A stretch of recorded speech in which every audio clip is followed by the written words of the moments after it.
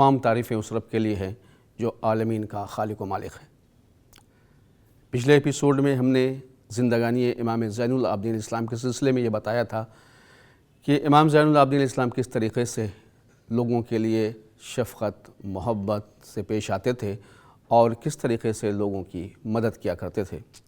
انسان کی زندگی کا یہی مقصد ہے کہ وہ ہر وہ کام کرے جو اس کا رب چاہتا ہے اور ہر اس کام سے دوری اختیار کر لے جو اس کے رب کو پسند نہیں ہے۔ اگر انسان کی زندگی سے فائدہ لوگوں کو مخلوق خدا کو پہنچ رہا ہے تو انسان کی زندگی بہتر ہے، ورنہ پھر ایسی زندگی کسی کام کی نہیں جو دوسروں کو فائدہ نہ پہنچا سکے۔ آپ دیکھیں کہ امام زین العابدین علیہ السلام لوگوں کے ساتھ اس طریقے سے پیش آتے تھے کہ ایک شخص امام زین العابدین علیہ السلام کی خدمت میں آیا اور امام زین العابدین علیہ السلام سے اس نے بہت ہی غلط انداز میں گفتگو کی بات کی، اور یہاں تک کہ امام کی شان میں ایسے الفاظ استعمال کیے کہ جو ناگفتہ بے تھے، لیکن امام کھڑے سنتے رہے، برداشت کرتے رہے، یہاں تک کہ وہ شخص واپس چلا جاتا ہے۔ جب وہ شخص واپس چلا گیا تو آپ کے جو چاہنے والے تھے، صحابی تھے، انہوں نے امام سے شکوہ کیا کہ آخر آپ نے اس آنے والے کی بات کا جواب کیوں نہیں دیا، آپ خاموش رہے، ہم انتظار کر رہے تھے کہ آپ اس بندے کو کچھ کہیں تو پھر ہم بھی جواب دیں، لیکن آپ نے اسے کوئی جواب نہیں دیا۔ امام نے کہا کہ میں اس کا جواب کسی دن تم لوگوں کے سامنے دوں گا۔ خیر دن گزرا اور پھر ایک روز امام نے انہی صحابیوں کو پھر سے بلایا۔ جب وہ آ گئے تو امام نے کہا کہ اس دن جو واقعہ تمہارے سامنے پیش آیا تھا اور اس فلاں شخص نے اس کا نام لیا کہ اس نے میری شان میں گستاخی کی تھی اور برا بھلا کہا تھا، میں نے کچھ نہیں کہا تو تمہیں بہت برا لگا، آج میں اس کا جواب دینے کے لیے جا رہا ہوں، تم لوگوں کو بھی میرے ساتھ چلنا ہے۔ خیر وہ لوگ راضی ہو گئے اور انہوں نے یہ سمجھا کہ آج امام اس کی باتوں کا جواب دیں گے۔ گھر سے نکلے امام، صحابی بھی ساتھ میں ہیں، یہاں تک کہ جب راستے میں پہنچے ہیں تو امام زین العابدین علیہ السلام نے سورہ آل عمران کی آیت نمبر 143 کی تلاوت کی۔ جب امام زین العابدین علیہ السلام نے قرآن مجید کے سورہ آل عمران کی آیت پڑھی تو آپ کے صحابی سمجھ گئے کہ آپ کا ارادہ کیا ہے، آپ کے کہنے کا مقصد کیا ہے، یہاں تک کہ اس آیت کی تلاوت کرتے ہوئے بہرحال اس کے گھر تک پہنچے اور امام نے اپنے ایک صحابی سے کہا کہ اسے بلاؤ۔ آواز دی گئی کہ آپ کو امام زین العابدین علیہ السلام یاد کر رہے ہیں، وہ ملنے کے لیے آئے ہیں۔ جیسے اس شخص نے سنا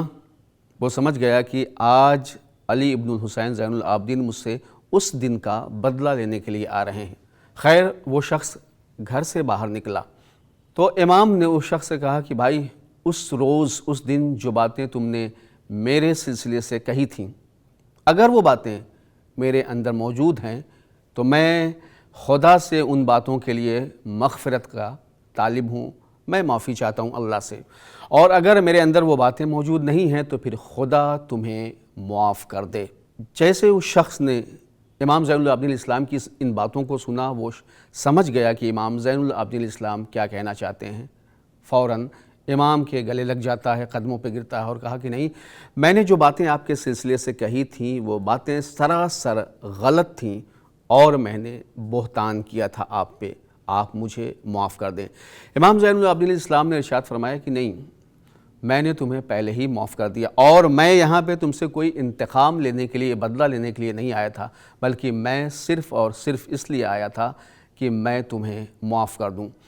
امام زین العابدین اسلام کی اگر زندگی کو آپ پڑھیں تو آپ دیکھیں واقعات کربلا سے کوفہ و شام، پھر جب آپ مدینہ آئے ہیں تو اس وقت بھی بہت سارے ایسے واقعات مل جاتے ہیں کہ جب امام زین العابدین علیہ السلام اس بات سے بہت زیادہ متفق تھے اور زور دیا کرتے تھے کہ اگر کوئی انسان کوئی ایسی غلطی کرتا ہے جو قابل معافی ہے تو اپنے دل میں اس کے لیے کوئی کسی بھی طریقے کی غلط فہمی رکھنا انسان کے لیے بہتر نہیں ہے، بلکہ وہ معاف کر دے اسے، لیکن وہ غلطی جو قابل معافی ہو۔ اس لیے کہ ہر انسان یہ چاہتا ہے کہ اللہ اس کے گناہوں کو معاف کر دے، اور 5 وقت وہ مسجد میں جاتا ہے، نماز پڑھتا ہے، خدا سے کہتا ہے کہ خدایا میرے گناہوں کو معاف کر دے۔ جب انسان اس بات کا طالب ہے کہ خدا اس کے گناہوں کو معاف کر دے، اس کی غلطیوں کو معاف کر دے، تو انسان پھر یہ کیسے کر سکتا ہے کہ کسی نے اگر کوئی غلط کام کیا، اس کے ساتھ برا رویہ، برا اخلاق، کسی بھی طریقے سے برے طریقے سے پیش آیا ہے، تو پہلے وہ بندوں کو معاف کرے، پھر خدا بھی اس کے گناہوں کو، اس کی غلطیوں کو معاف کر دے گا۔ تو امام زین العابدین اسلام کی زندگی سے ہمیں یہ بھی درس ملتا ہے۔ ناظرین، وقت کی کمی کی وجہ سے آج کے اپنے اس ایپیسوڈ کو ہم یہیں پہ ختم کریں گے۔ وَلِلَّهِ الْحَمْدُ وَالشُّكْرُ اولاً و آخراً۔ خدا حافظ۔